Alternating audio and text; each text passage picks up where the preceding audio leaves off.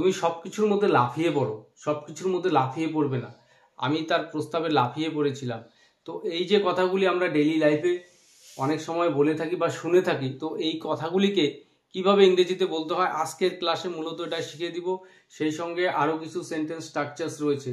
তো শুরুতে যে সেন্টেন্সগুলোর কথা বললাম যে তুমি সবকিছুতে লাফিয়ে পড়ো, সবকিছুতে লাফিয়ে পড়বে না, তো এই কথাগুলি আমরা কখন বলে থাকি? যখন আমরা কোনো কিছু না ভালো করে না ভেবেচিন্তে কোনো কিছু শুরু করে ফেলি, কোনো কাজ, এবং সেটাতে আমরা ব্যর্থ হই, এরকম সেন্সে আমরা কথাটা বলে থাকি। তো এই জাতীয় কথাগুলিকে কিভাবে ইংরেজিতে বলতে হয় এবার তোমাদের সেটা দেখাচ্ছি। যে তুমি সব কিছুর মধ্যে লাফিয়ে পড়ো। তো এই যে সেন্টেন্সটি, এই সেন্টেন্সটা তৈরি করতে গেলে আমাদের একটি ইডিয়মের সাহায্য নিতে হবে। জাম্প দ্য গান। এই জাম্প দ্য গান, এই ইডিয়মটির অর্থই হচ্ছে ভেবেচিন্তে কোনো কিছুর মধ্যে লাফিয়ে পড়া বা কোনো একটা কাজ শুরু করা। তো এই ইডিয়মটাকে এবার আমরা সেন্টেন্সগুলোতে ব্যবহার করব। তুমি সব কিছুর মধ্যে লাফিয়ে পড়ো, you jump the gun in everything.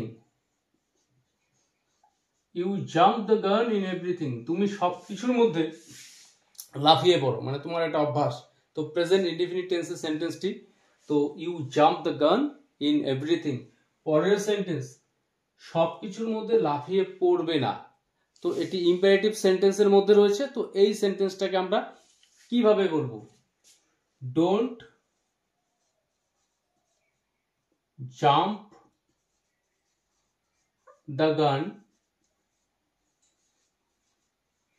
don't jump the gun in everything.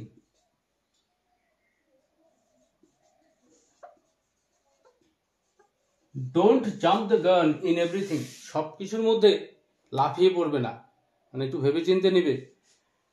তুমি বিষয়টির মধ্যে লাফিয়ে পড়ছো, মানে আমি দেখতে পাচ্ছি তুমি লাফিয়ে পড়ছো। তো প্রেজেন্ট কন্টিনিউয়াস টেন্সের মধ্যে রয়েছে। তো এই সেন্টেন্সটি তৈরি করতে গেলে ঠিক সেন্টেন্সের গঠনটা কিরকম হবে কেয়ারফুলি লক্ষ্য করবে। তো এখানে সাবজেক্ট তুমি, তো ইউ, আর এখানে জাম্পের জায়গায় আমরা বলবো জাম্পিং, যেহেতু প্রেজেন্ট কন্টিনিউয়াস টেন্সের মধ্যে রয়েছে সেন্টেন্সটি। তো you are jumping the gun, you are jumping the gun, তুমি লাফিয়ে পড়ছো কিসের মধ্যে? বিষয়টির মধ্যে। তো you are jumping the gun in the matter, you are jumping the gun in the matter, মানে এই বিষয়টার মধ্যে তুমি লাফিয়ে পড়ছো।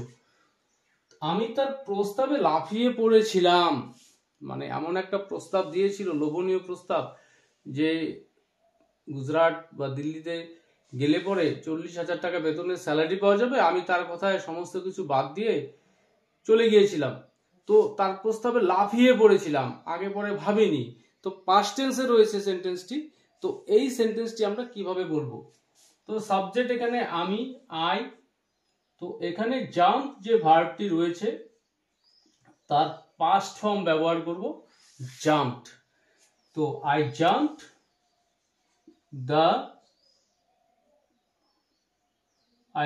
দ্য গান অন হিজ অথবা হার proposal. I jumped the gun on his proposal, আমি তার প্রস্তাবে লাফিয়ে পড়েছিলাম। যদি মিস হয়ে যায় ব্যাপারটা, তো I jumped the gun on his proposal।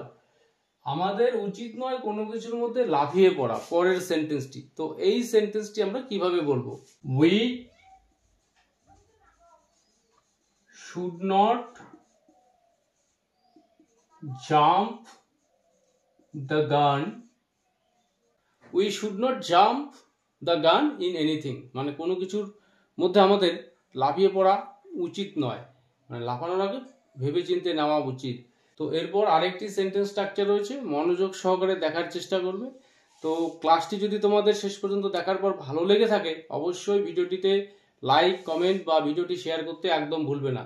তো এবারে যে সেন্টেন্স স্ট্রাকচার রয়েছে, আমি চাওয়ার আগেই সে 500 টাকা দিয়ে দিল, অনুষ্ঠান শুরুর আগেই তারা চলে গিয়েছিল, যে বিয়ে শুরুর আগেই কনে পালিয়েছিল। তো এই সেন্টেন্সগুলো আমরা কিভাবে বলবো?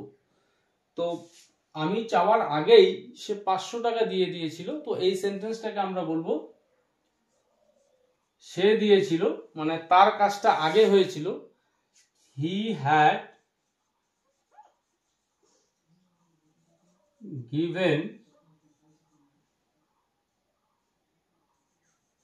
given me ₹500 before I asked for. He had given me ₹500 before I asked for, মানে আমি চাওয়ার আগেই সে আমাকে 500 টাকা দিয়ে দিয়েছিল। তো এই যে সেন্টেন্সগুলি, আমি চাওয়ার আগেই সে আমাকে 500 টাকা দিয়ে দিয়েছিল, অনুষ্ঠান শুরু হবার আগেই তারা চলে গিয়েছিল, তো এই প্রত্যেকটি সেন্টেন্স পাস্ট পারফেক্ট টেন্সের মধ্যে রয়েছে। তো পাস্ট পারফেক্ট টেন্সের গঠন অনুসারে সেন্টেন্সগুলো আমাদের তৈরি করতে হবে। তো যেই কাজটি আগে ঘটেছিল সেটা আমরা আগে নিয়ে আসব। তো সে আগে 500 টাকা দিয়েছিল, তো সাবজেক্ট হি, তারপর হ্যাড, ভার্বের থার্ড ফর্ম নিয়ে আসবো। পরের যে অ্যাকশনটি, সেক্ষেত্রে আমাদের সিম্পল পাস্ট টেন্সের যে রুলস, সেই রুলসটাকে ফলো করতে হবে, অর্থাৎ সাবজেক্ট তারপর ভার্বের সেকেন্ড ফর্ম। তো পরের কাজটি আমি চেয়েছিলাম, তো এখানে সাবজেক্ট আমি, আস্কড ফর, তো আস্ক ভার্বের সেকেন্ড ফর্ম এখানে ব্যবহার করেছি। ঠিক একই রকম ভাবে পরের সেন্টেন্সগুলো আমরা তৈরি করব, যে অনুষ্ঠান শুরুর আগেই তারা চলে গিয়েছিল। তো কোন কাজটা এখানে আগে ঘটেছিল? তারা চলে গিয়েছিল, তো they had left before the program started. They had left, মানে তারা আগে চলে গিয়েছিল, সাবজেক্ট হ্যাড, ভার্বের থার্ড ফর্ম, তারপর বিফোর, তারপর সাবজেক্ট এবং ভার্বের সেকেন্ড ফর্ম। তো এই স্ট্রাকচার অনুসারে সেন্টেন্সগুলো তৈরি করতে হবে। They had left before the program started, মানে প্রোগ্রাম শুরু হবার আগেই তারা, বা অনুষ্ঠান শুরু হওয়ার আগেই তারা চলে গিয়েছিল। তো এই স্ট্রাকচার অনুসারে পরের সেন্টেন্সটি, বিয়ে শুরুর আগেই কনে পালিয়েছিল। তো এখানে দুটি অ্যাকশন, বিয়ে শুরু হয়েছিল, কনে পালিয়েছিল। তো প্রথম অ্যাকশনটি, the bride had fled before the marriage started. The bride had left before the marriage started, অর্থাৎ বিয়ে শুরুর আগেই কনে পালিয়েছিল।